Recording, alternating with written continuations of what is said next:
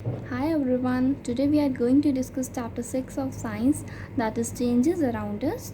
In this chapter we will first study difference between reversible change and irreversible change, and then we will study effect of heating and cooling on expansion and contraction.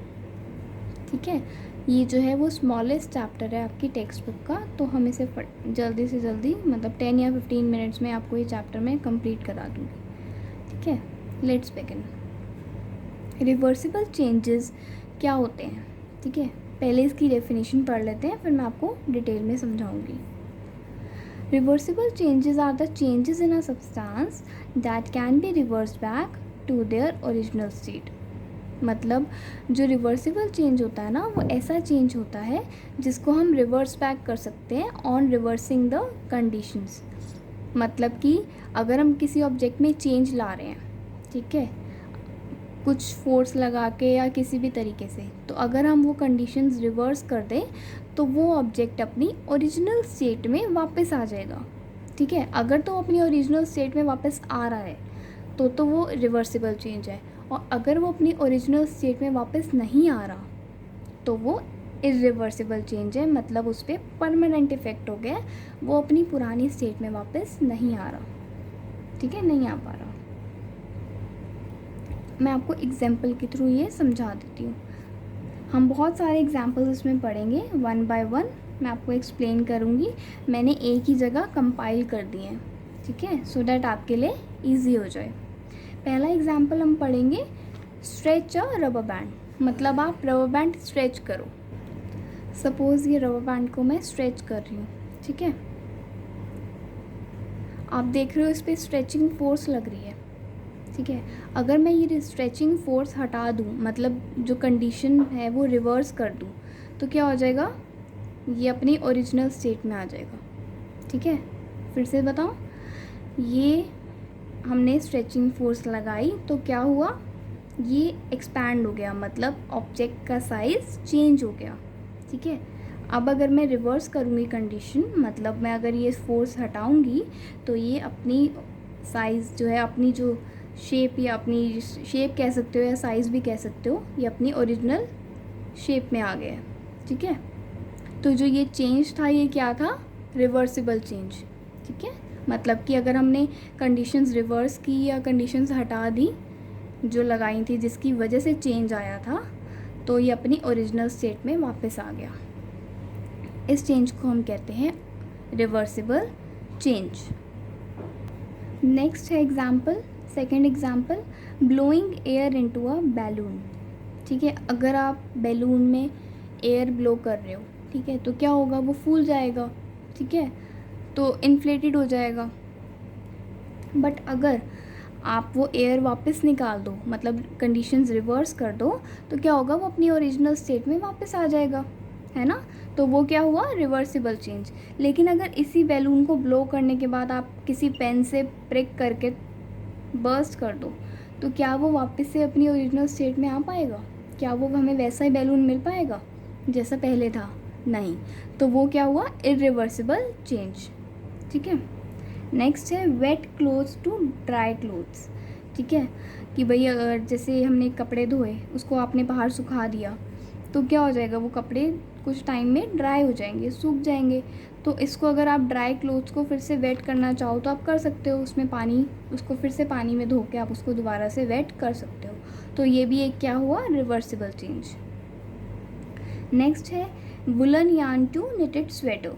आप एक sweater net कर रहे हो या बुन रहे हो, तो अगर आपको वो वापस से वूल वापस चाहिए, तो आप स्वेटर को वो अगर खोल दोगे तो दोबारा से आपको वो वूल वो वापस मिल जाएगी, वुलन यार्न जिससे आपने बनाया है. ठीक है, ये भी एक रिवर्सिबल चेंज का एग्जांपल है. Then cold milk to hot milk. ठीक है, ठंडा दूध है, उसको गर्म कर लो, वार्म कर लो, वापस से ठंडा करना है तो बाहर नॉर्मल टेम्परेचर पे रख दो या फ्रिज में रख दो, तो वापस वो कोल्ड हो जाएगा. उसके बाद मेल्टिंग ऑफ आइस. इसका मतलब होता है कि आइस को अगर आप बाहर रखोगे नॉर्मल टेम्परेचर में, तो क्या होगा? वो मेल्ट हो जाएगी. ठीक है, वो क्या होगा? उसमें लिक्विड टू वो सॉलिड टू लिक्विड में चेंज हो जाएगी. ठीक है, आइस सॉलिड है और वाटर क्या होता है? लिक्विड. तो क्या होगा, सॉलिड टू लिक्विड में कन्वर्ट हो रही है वो ऑन रेजिंग द टेम्परेचर।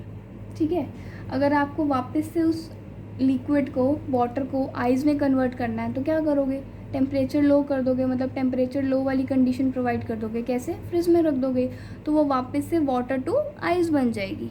ठीक है, तो मतलब मेल्टिंग ऑफ आइस भी रिवर्सिबल चेंज है, आप दोबारा आइस बना सकते हो वाटर से। उसके बाद a ball of dough and a rolled out roti. आपने देखा होगा पेड़ा लो, कई बार पेड़ा करके हम रोटी बनाते हैं तो सही शेप नहीं बनती, तो क्या करते हैं, दोबारा से पेड़ा बनाते हैं हम।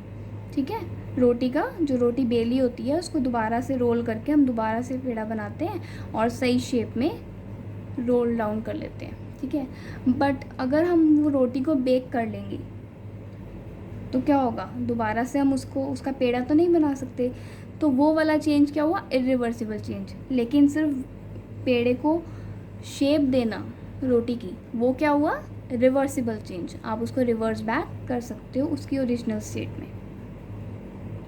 अब हीटिंग वैक्स, आप वैक्स को हीट करो। ठीक है, किसी बीकर में वैक्स ले लो, उसको हीट करो तो क्या होगी, वो मेल्ट हो जाएगी। और अगर आपको वापस से वो वैक्स थोड़ी सॉलिड फॉर्म में चाहिए तो आप उसे नॉर्मल टेम्परेचर पे रख दो तो वो वापस सॉलिड फॉर्म में हो जाएगी कन्वर्ट। ठीक है, तो ये भी क्या हुआ, रिवर्सिबल चेंज। ये सारे चेंजेस जो हैं ये रिवर्सिबल चेंज हैं। अब हम पढ़ेंगे irreversible change. Irreversible change are the changes in a substance that will have a permanent effect and cannot be reversed। ठीक है, ऐसे चेंजेस जिनका परमानेंट इफेक्ट होता है और उनको रिवर्स बैक नहीं किया जा सकता उसकी ओरिजिनल स्टेट में, इवन अगर हम उसकी जो कंडीशंस हैं वो रिवर्स कर दें तो। ठीक है, जिसकी वजह से चेंज आया था। एग्जाम्पल देखेंगे हम, पहला raw egg to boiled egg.